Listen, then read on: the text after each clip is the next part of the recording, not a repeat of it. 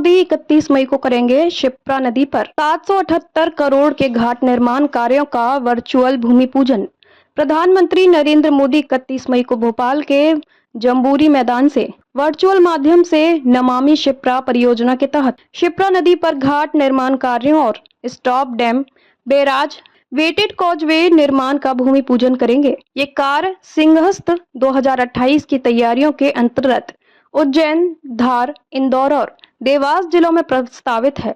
प्रधानमंत्री मोदी 778.91 करोड़ रुपए की लागत से बनने वाले घाटों और 83.39 करोड़ रुपए के जल संरचनाओं, barrage, stop dam, vented causeway के निर्माण कार्यों की भी आधारशिला रखेंगे। इसके साथ ही 1.39 करोड़ रुपए की लागत से कालिया दे स्टॉप डैम के मरम्मत कार्य का भी भूमि पूजन किया जाएगा। जल संसाधन मंत्री तुलसीराम सिलावट ने बताया कि शनि मंदिर से नागदा बाईपास तक शिप्रा नदी के दोनों तटों पर 29.21 किलोमीटर लंबाई में घाटों का निर्माण होगा।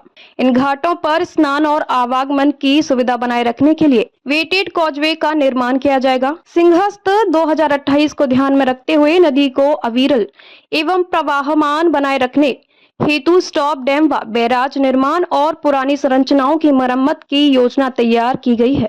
नमामि शिप्रा और जल संसाधन विभाग द्वारा शिप्रा और कान्हा नदी पर कुल 21 बैराज, स्टॉप डैम का निर्माण प्रस्तावित है।